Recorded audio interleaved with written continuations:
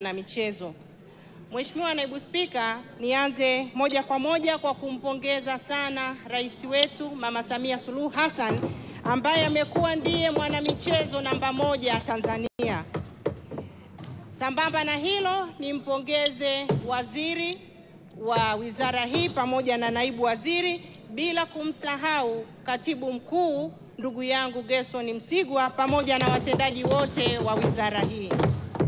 Mheshimiwa Naibu Spika, kutokana na muda ninaomba niende moja kwa moja kwenye zile mada zangu ambazo nitachangia siku ya leo. Mheshimiwa Naibu Spika, nilikuwa naishauri serikali ione ni namna gani inaweza kutoa fedha za miradi ya maendeleo kwa wakati na kwa mtiririko ulio sahihi ili tuweze kukamilisha vile vitu ambavyo tumejipangia hasa kwenye wizara. Mheshimiwa Naibu Spika, nasema hivyo kwa sababu gani? Wakati tunafanya ziara ya kamati tuliweza kutembelea maeneo mbalimbali, lakini pamoja na hayo tuliweza kwenda kwenye kiwanda au kampuni ya magazeti ya serikali. Pale tunaona fedha zimetolewa kwa ajili ya kujenga jengo, lakini hazikwenda kwa mtiririko unaotakiwa. Kwa hiyo jengo halijakamilika, lakini vifaa tayari vimekwisha nunuliwa. Ina maana kwamba mashine zote zimenunuliwa na zimewekwa kwenye magala ya taasisi nyingine.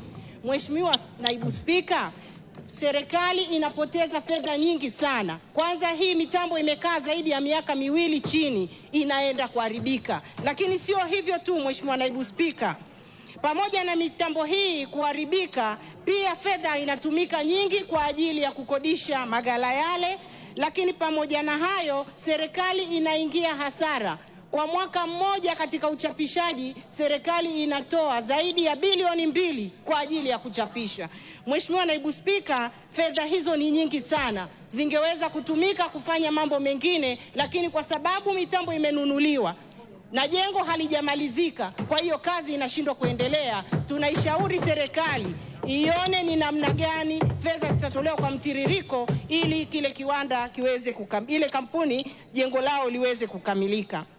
Mheshimiwa Naibu Spika, pia niendelee kuipongeza wizara kwa kazi inayoifanya, lakini ione ni namna gani itaandaa mikakati ya kuboresha viwanja vingine vyenye hadhi ya kitaifa na kimataifa kwa ajili ya michezo au mashindano, kwa sababu kwa sasa uwanja unaotumika ni uwanja wa Mkapa peke yake, na tunajua 2027 tunakwenda kwenye mashindano ya AFCON. Tuipongeze serikali kwa kuamua kujenga uwanja wa Arusha pamoja na Dodoma.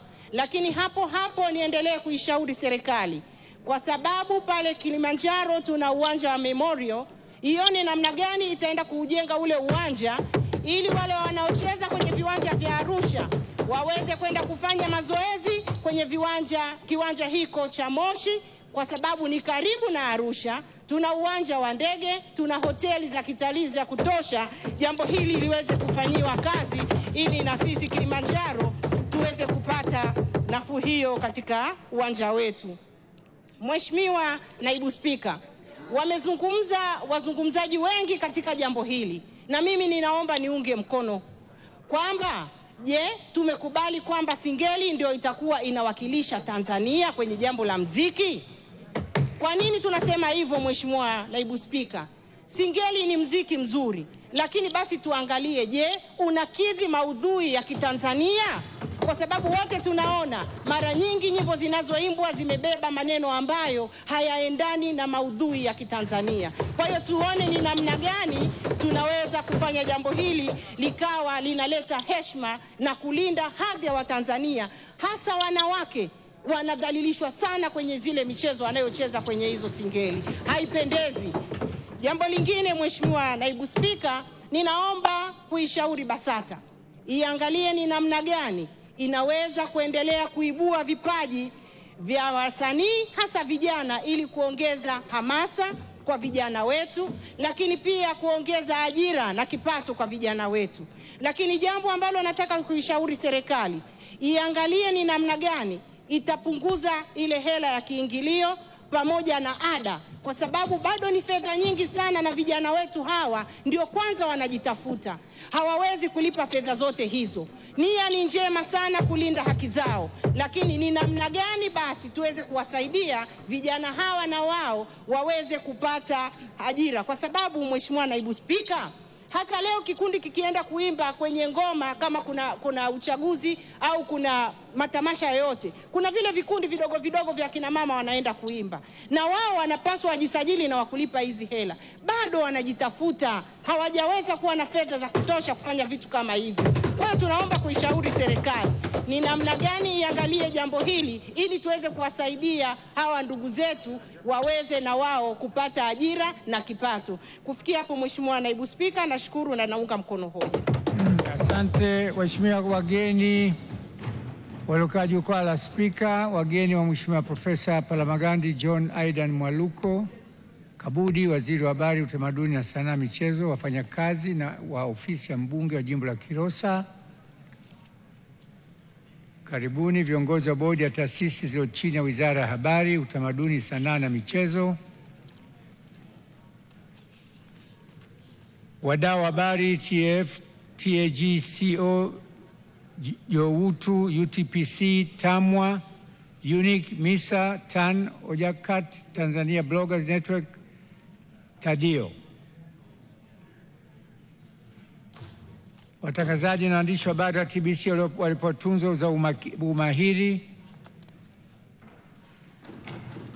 wadau wa kituo cha urithi wa ukombozi wa Afrika, wadau wa utamaduni wa Kiswahili, taasisi ya fedha NBC, CRDB na NNB,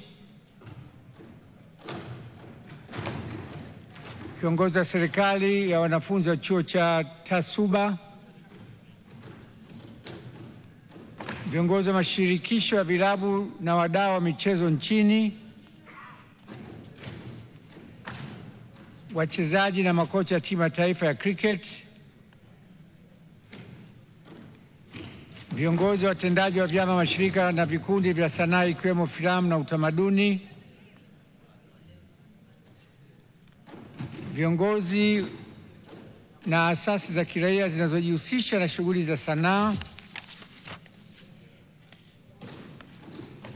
wadau wa mfuko wa utamaduni na sanaa, viongozi na wasanii wa muziki, wasanii wa tamthilia ya Jua Kali, Kombolela, Saluni ya Mama, Kimbo na Zahanati ya Kijiji, pamoja na wasanii wengine wa filamu. Karibuni. Mheshimiwa Kakunda. Mheshimiwa Naibu Spika, nakushukuru sana kwa nafasi hii, na mimi nimpongeze sana Mheshimiwa Waziri na timu